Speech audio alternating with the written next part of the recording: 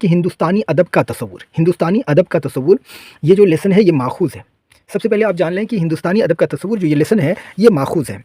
और हिंदुस्तान में पहला सवाल है जो ऑब्जेक्टिव आपका है कि हिंदुस्तान में कितने ख़ानदान अल-सना हैं, यानी हिंदुस्तान में कितने ख़ानदान अल-सना हैं, तो इसका आप जवाब देंगे कि 4, यानी हिंदुस्तान में कितने ख़ानदान अल-सना हैं तो 4 हैं।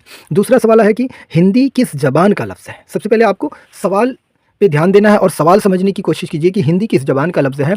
तो हिंदी जो है वो फ़ारसी ज़बान का लफ्ज़ है। हिंदी जो है वो फ़ारसी ज़बान का लफ्ज़ है। यहाँ पे आप ध्यान देंगे कि हिंदी वो फ़ारसी ज़बान का लफ्ज़ है। इसका सी ऑप्शन सही हो जाएगा। 3 नंबर में देखिए कहता है हिंदी ज़बान किस बोली से निकली है। हिंदी ज़बान जो है वो किस बोली से निकली है, तो ये खड़ी बोली से निकली है। हिंदी ज़बान जो है वो किस बोली से निकली है, खड़ी बोली से निकली है।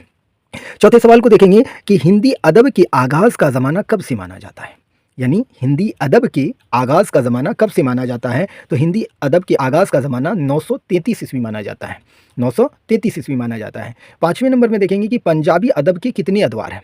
पंजाबी अदब के कितने अदवार हैं, तो पंजाबी अदब के जो हैं 4 अदवार हैं, यानी पंजाबी अदब को। छठा नंबर सवाल आता है कि हिंदी का पहला शायर किसे माना जाता है। 6 नंबर में आप देखेंगे कि हिंदी का पहला शायर किसे माना जाता है, तो जवाब इसका आ जाएगा आचार्य शहरयार, यानी बी नंबर इसका सही होगा कि हिंदी का पहला जो शायर है वो आचार्य शहरयार है। 7वां देखेंगे कि हिंदी अदब के जदीद दौर का आगाज़ कब से माना जाता है। हिंदी अदब के जदीद दौर का आगाज़ कब से माना जाता है, तो ये 1803 ईस्वी से माना जाता है, यानी हिंदी अदब के जदीद दौर का जो आगाज़ हुआ था, यानी शुरुआत हुई थी, वो 1803 ईस्वी से हुई थी। 8वें नंबर में हम लोग देखेंगे कि उर्दू ज़बान किस बोली से निकली है। उर्दू ज़बान जो है वो किस बोली से निकली है, तो उर्दू ज़बान जो है वो खड़ी बोली से निकली है। उर्दू ज़बान खड़ी बोली से निकली है। उर्दू किस ज़बान की सगी बहन है। 9वें नंबर में उर्दू किस ज़बान की सगी बहन है, तो उर्दू जो है वो हिंदी ज़बान की सगी बहन है, यानी उर्दू और हिंदी में सगी बहन का रिश्ता है, यानी दोनों माज़ाई बहन है। 10 नंबर में देखेंगे कि उर्दू किस तहज़ीब की ज़बान है, तो उर्दू जो है वो मुश्तरका तहज़ीब की ज़बान है, यानी इसका सी ऑप्शन सही हो जाएगा। उर्दू जो है वो मुश्तरका तहज़ीब है। 11 नंबर में उर्दू के पहले साहिब दीवान शायर कौन है। उर्दू के पहले साहिब दीवान शायर कौन है, तो कली कुतुब शाह इसका ऑप्शन आ जाएगा आपका। 12 नंबर में देखेंगे कि उर्दू नस्र का आगाज़ किस सदी में हुआ। उर्दू नस्र का आगाज़ किस सदी में हुआ, तो 11वीं सदी में उर्दू नस्र का आगाज़ हुआ था, 11वीं सदी में। 13 नंबर में तेलुगु किस रियासत की ज़बान है, तो तेलुगु आंध्र प्रदेश की ज़बान है। आंध्र प्रदेश में तेलुगु ज़बान बोली जाती है। मलयालम किस रियासत की ज़बान है, तो आप ध्यान देंगे कि मलयालम जो है वो रियासत जो है केरल की ज़बान है। केरल में मलयालम भाषा बोली जाती है, यानी मलयालम ज़बान बोली जाती है। 15 नंबर में बंगला किस रियासत की ज़बान है। जाहिर सी बात है कि बंगला से ही क्लियर हो रहा है कि बंगला किस रियासत की ज़बान है, तो बंगला बंगाल की ज़बान है, यानी रियासत बंगाल में बंगला बोली जाती है। उसके बाद आप देखेंगे कि मैथिली किस रियासत की ज़बान है। मैथिली जो है वो केरल की ज़बान है। मैथिली वो केरल की ज़बान है, ये बिल्कुल गलत है। मैथिली जो है मैथिली उमूमन बिहार में बोली जाती है, तो मैथिली बिहार यानी बिहार की ज़बान है। इस ऑप्शन को सही कर लेंगे। जैसे यहाँ पे दिया गया है कि मैथिली कहाँ की ज़बान है, तो जवाब केरल दिया गया है, लेकिन केरल नहीं, ये बिहार होगा, यानी बिहार मैथिली जो भाषा है वो बिहार में बोली जाती है। गुजरात रियासत की ज़बान है। गुजरात रियासत की जो ज़बान है वो गुजराती है। गुजरात में गुजराती बोली जाती है। कर्नाटक रियासत की ज़बान है, तो कर्नाटक रियासत की ज़बान कन्नड़ है। कर्नाटक और कन्नड़ आप बोलने में भी ध्यान देंगे, यहाँ से भी बहुत सारी चीज़ पता चलता है कि कर्नाटक में कौन सी भाषा बोली जाती है, कौन सी ज़बान बोली जाती है, तो वो कन्नड़ बोली जाती है। 19 नंबर में देखेंगे कि रियासत महाराष्ट्र की ज़बान क्या है, तो रियासत महाराष्ट्र की जो ज़बान है वो मराठी है।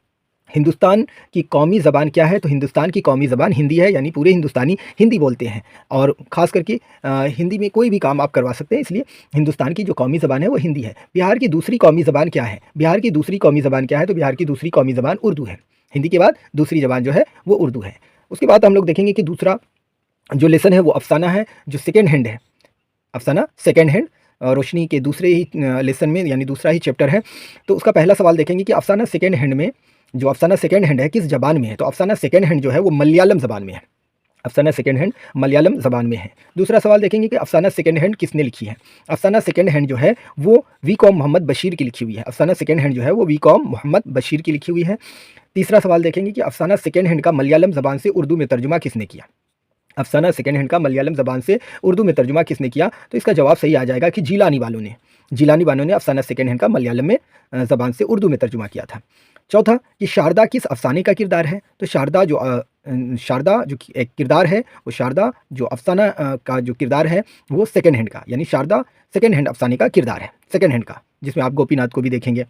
तो आगे चलते हैं 5वें नंबर सवाल पे। तो कहता है कि अफसाना सेकंड हैंड में अखबार के मदीर का नाम क्या है? अफसाना सेकंड हैंड में अखबार के मदीर का नाम क्या है? तो हम लोग जानते हैं गोपीनाथ। अफसाना सेकंड हैंड, अफसाना सेकंड हैंड में सेकंड हैंड कौन है? तो इसमें जो सेकंड हैंड है वो शारदा है। अफसाना सेकंड हैंड में सेकंड हैंड कौन है? तो शारदा है। 7वें नंबर में अफसाना सेकंड हैंड में शारदा को धोखा किसने दिया था? ध्यान से देखेंगे, गौर करेंगे इस सवाल पे कि अफसाना सेकंड हैंड में शारदा को धोखा किसने दिया था? तो शायर ने दिया था। अफसाना सेकंड हैंड में शारदा को धोखा किसने दिया था? तो अफसाना सेकंड हैंड में शारदा को धोखा देने वाला जो शख्स था वो शायर था। गोपीनाथ किस अफसाने का किरदार है? गोपीनाथ किस अफसाने का किरदार है? तो गोपीनाथ सेकंड हैंड अफसाने का किरदार है। गोपीनाथ सेकंड हैंड अफसाने का किरदार है। शारदा गोपीनाथ की कौन थी? शारदा गोपीनाथ की कौन थी? तो शारदा गोपीनाथ की बीवी थी।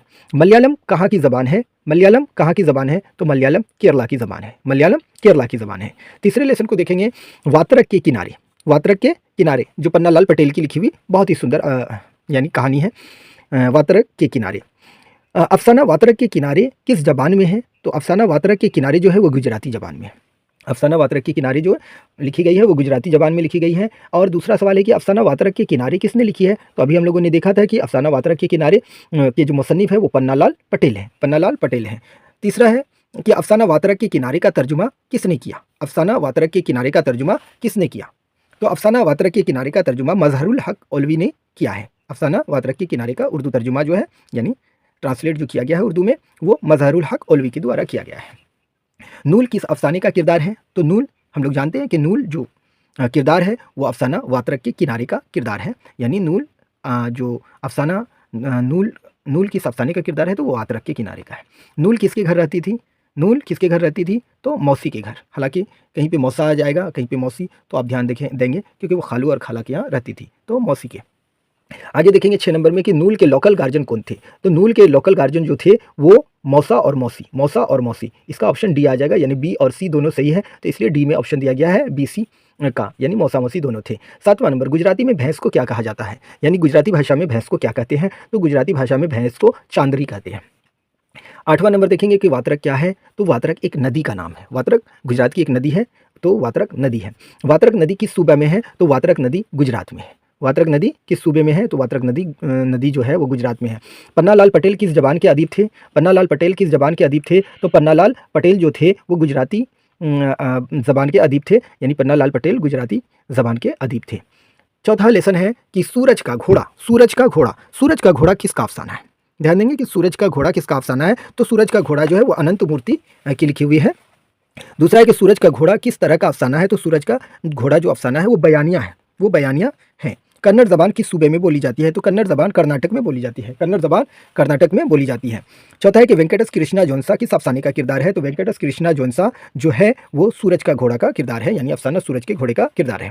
सूरज का घोड़ा का उर्दू तर्जुमा किसने किया? तो सूरज का घोड़ा का उर्दू तर्जुमा जो किया गया है वह हैदर जाफरी के द्वारा किया गया है। इस वीडियो को थोड़ी ही देर 2-4 मिनट निकालकर अगर देखने की कोशिश करेंगे तो इंशाल्लाह हो सकता है कि बहुत फ़ायदा हो। और जो 5-10 नंबर आप लोग जो छोड़ देते हैं, जिसे नहीं बना सकते हैं, जैसे रोशनी के सवाल नहीं बना पाते हैं, ग्रामर के सवाल को आप लोग छोड़ देते हैं, तो हो सकता है इससे कुछ मदद मिले। तो इंशाल्लाह इस वीडियो को ज़रूर देखें और एग्ज़ाम में जाने से पहले इस वीडियो पर थोड़ी सी 1 से 2 बार देखने की कोशिश करें। बार-बार अगर आप 1 से 2 बार अगर इसको देख लेंगे तो शायद हो सकता है कि आपके मन में बहुत सारे सवाल ऐसे हों जो आप जानते तो थे लेकिन ये पता नहीं था कि इसका जवाब ये होगा। तो इंशाल्लाह इसमें मदद मिलेगी। तो हम लोग मिलते हैं फिर नेक्स्ट वीडियो के साथ, जो हम लोग हिंदी के साथ मिलेंगे, नन हिंदी। और इंशाल्लाह आप लोगों का एग्ज़ाम अच्छा होगा और आराम से लिखें और सारी चीज़ को लिखने की कोशिश करें। जैसे आप लोगों का 5 नंबर का एक ख़त होगा, 2 ख़त में से 1 ख़त लिखने की ज़रूरत है। और जो मज़मून 5 या 6 दिए जाएंगे तो उसमें से 1 मज़मून लिखें। कम से कम 15 से 20 लाइन मज़मून लिखने की कोशिश करें। ख़त जो लिखें साफ़ और सुथरा लिखने की कोशिश करें। बाकी 2 नंबर के जो सवाल हैं वो 20 सवाल होंगे, उसमें से 10 के ही जवाब दें। 10 से ज़्यादा सवालों के जवाब देने की कोशिश ना करें। बहुत सारे बच्चे होते हैं कि 10-12 लिख देते हैं, जवाब 10 से ज़्यादा का दे देते हैं। 10 से ज़्यादा का जवाब देने की ज़रूरत है नहीं। बाकी आपको जो 5 नंबर के जो सवाल पूछे जाते हैं उसमें 6 सवाल होते हैं, जिसमें से 3 का जवाब देना होता है। और उसमें से 2 सवाल ऐसे भी होते हैं जो आपके ग्रामर से होते हैं। हालांकि आपको बुक से ही आपके जो क्वेश्चन होते हैं वो 4 सवाल हो जाते हैं जो बुक से आ जाते हैं, तो आप सवाल का जवाब दे दें। अगर ग्रामर में आपको दिक्कत होती है तो ग्रामर को आप छोड़ दें, तो बुक के सवाल का जवाब देंगे तो अच्छा होगा। और जैसे उसमें जो भी 5 नंबर के सवाल पूछे जाते हैं उसमें 5 से 7 लाइन आप लिखने की कोशिश करें और छोटे-छोटे सेंटेंस यानी छोटे-छोटे जुमलों में लिखने की कोशिश करें। ऐसा नहीं कि बड़ा जुमला, भारी अल्फाज यानी कुछ ऐसे अल्फाज को आप इस्तेमाल करते हैं जो आप लिख नहीं पाते हैं। जो आप जानते हैं उसी में लिखने की कोशिश करें। इंशाल्लाह बहुत जल्द मिलते हैं।